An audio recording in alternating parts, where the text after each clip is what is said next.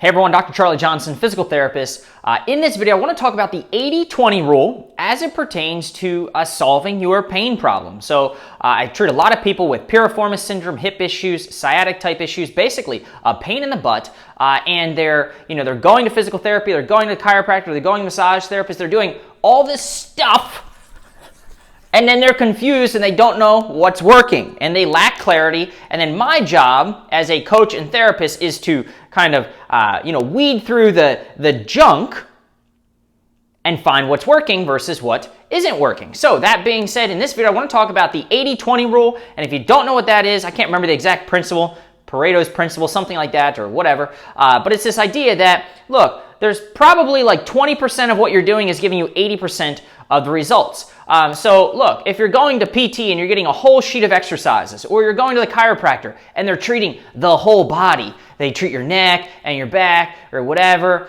You go to the massage therapist and they work you head to toe, right? They work out all your knots. That sounds cool and it sounds really holistic, but they really have no idea what they're doing. And I mean this in the best of the ways because, look, I'm a physical therapist, so I believe in physical therapy because the cool thing about what we do is that we actually give you some tools to go home with such that you can treat yourself. Now, massage therapists might sometimes, the chiropractor or whatever, but at the end of the day, right, we are giving you something that you can go home with, tools, knowledge, and understanding, such that you are more in control. So, look, are 10 exercises better than, 1 or 2 exercises? Or better than, I'll say, are 10 exercises better than nothing? I don't know actually, but let's just say yes. All right, but I think we could do better. So if you're going to PT right now and or anywhere else and you're dealing with a pain in the butt and you're looking to get to the root of the issue, and I don't even like that word, but you're looking to get some more clarity, let's just say that, then I want you to try this. So 80-20, it's this idea that, look, I have people every day that reach out to me, just the other day actually, and they say, hey, I'm doing, I'm doing the bridge. You're not going to be able to read this, by the way. I'm doing the cat-cow, whichever one's the cat, whichever one's the cow. I'm doing the, I'm doing nerve flossing. I'm doing press-ups. Right, by the way, if you're doing press-ups and somebody thinks probably you have maybe a back issue. Let's just say that, all right? If you're doing nerve flossing, they think that maybe you have a nerve issue.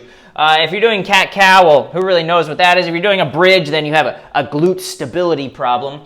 If you're doing, you're doing planks because you also have a core problem. Can you see how nobody really knows what's going on?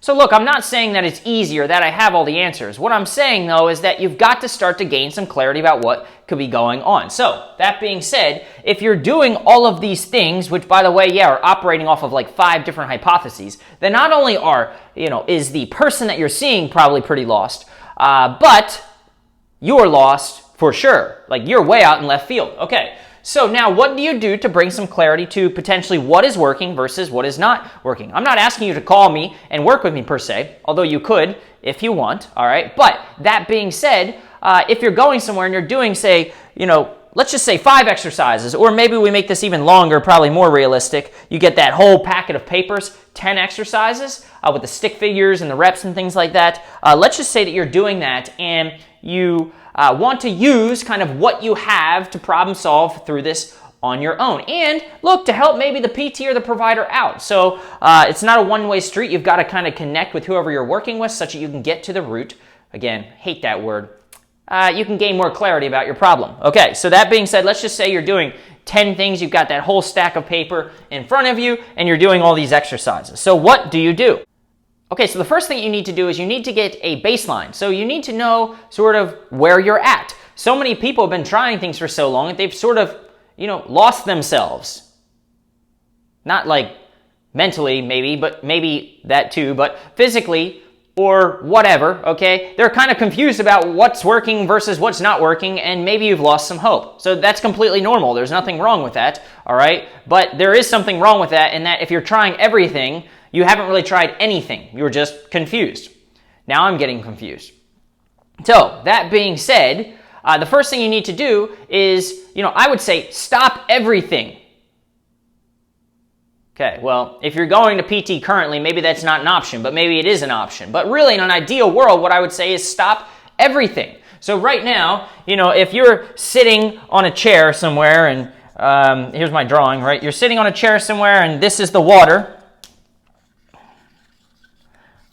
The water is very choppy in this scenario. You're probably not going to be out there boating or something or swimming around, right? So you've got choppy water, and maybe there's some storms coming in, all right? That's probably what it looks like for you right now if you're dealing with this issue. You're trying everything, you're not getting anywhere. So first step in that scenario is like, well, we can't really see what's going on in the water, and we can't really get out there to do anything fun or exciting because there's just too much going on. So let the skies clear and let the water just chill.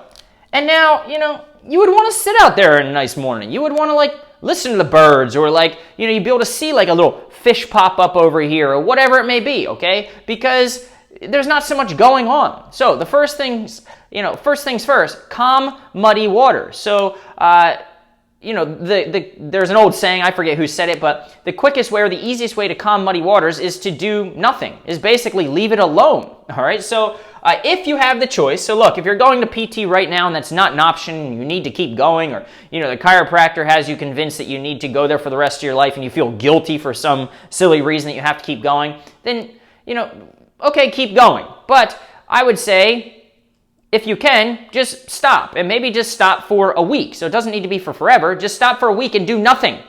Everything that you're adding, all the rocks that you're throwing in the water, okay, to try to solve this problem, just stop doing that and just chill. So the first step is just chill. Chill and do nothing. Now, maybe you're already doing that, and if you are, then bypass this step. Fast forward, okay? But that's that, all right? And you want to see, where am I at my baseline? And then what you want to do, okay, is, if you already have an exercise routine, 80-20, I promise I'll come back to that, and let's just say, to make it simple, 8 plus 2 is 10. So let's just say you're doing 10 things. We want to find the 2 things, the 1 or the 2 things that are working, and we want to eliminate the 8 things that aren't working. So maybe in your brain, so you've got this list of 10 things. 1, 2, 10. Maybe in your brain, you already have an exercise that you really love and you think is really helping you, and when you do it at the PT office or at home, whatever, you just love it. Maybe just start there. But you could start anywhere. So look, people in pain get so caught up and they think there's a right way to do something or a wrong way to do it. The only wrong way to do it, the only bad posture, is one that makes you feel worse. The only good posture is not necessarily sitting up tall or sleeping in a certain position, or sleeping on your belly is bad. No, throw all that stuff out. The only good position or good thing for you is something that makes you feel good. So that being said, take any one of these 10 things. Back up. Hold on. You can decide. You can decide on any one of those 10 things. Okay, but before you do that one thing, or you start with the one thing, is you need to not only have a baseline, but then, let's insert it right here, between these steps, I guess step 0 and step 1, my numbers are all screwed up, okay, is that you need to kind of scan or test the body, meaning you've got your baseline, you stop doing all this stuff, and you're like, hey, where am I? Am I feeling good? Am I feeling the same? Am I feeling worse? Because you might find that just dropping out all that crap makes you feel better, just like taking all the waves away makes you feel better sitting on the shoreline. But at the end of the day, right, you need to have some type of motion or position or activity that clearly reproduces your problem. So, if you've had the problem for a while, you probably know what that is. It can't be like, hey, after I walk for 3 hours, because, well, this will take you a long time to figure out. But ideally, you twist your hip a certain way, you straighten your leg a certain way, you bend a certain way, you move a certain way, you do something that in the moment can, kind of bring on some sense of discomfort or yuckiness. So you need to find a yucky motion or a yucky position. Boom.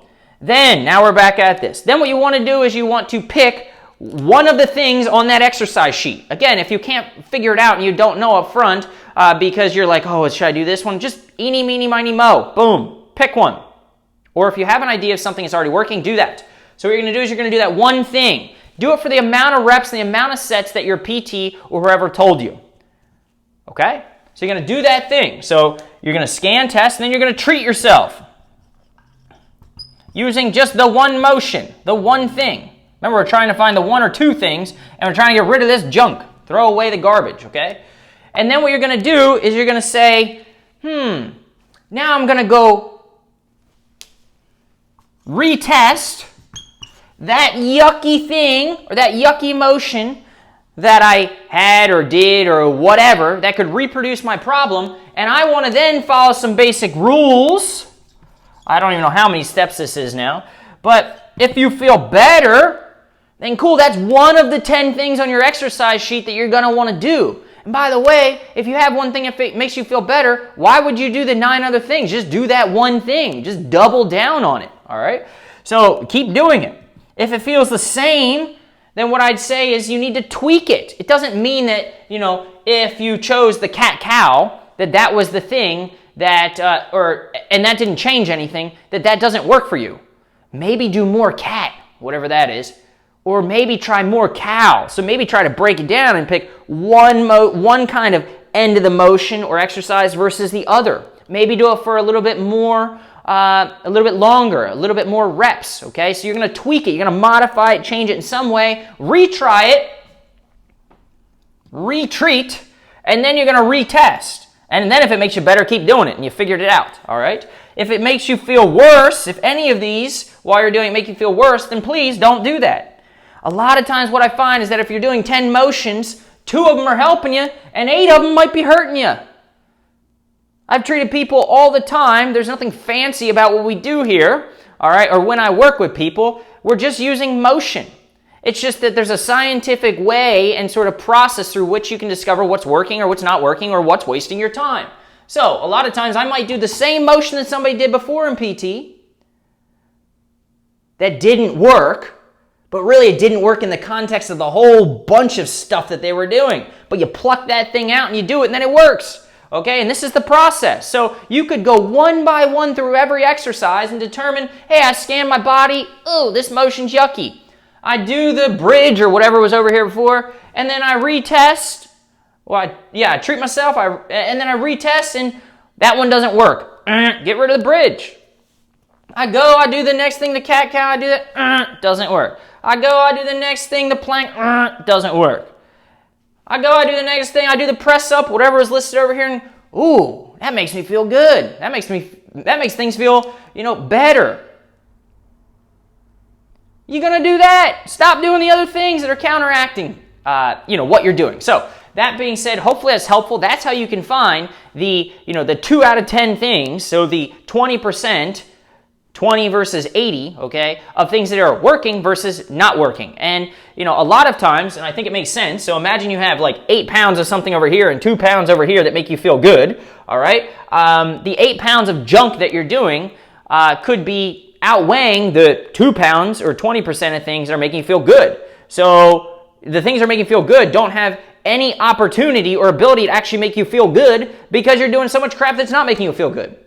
So hopefully that's helpful. You want to cut out this, and you want to reduce those 10 exercises to just the 2 that work. So that's your homework. If you're working with somebody and you're doing all this stuff, right, work with them and, start to experiment on your own using this simple test the body, do nothing, get a baseline, scan or test the body, find a motion that's yucky, treat yourself one motion at a time, and then retest, same, better, worse. And just go through that feedback loop to determine of those 10 things, what's working versus what's not working.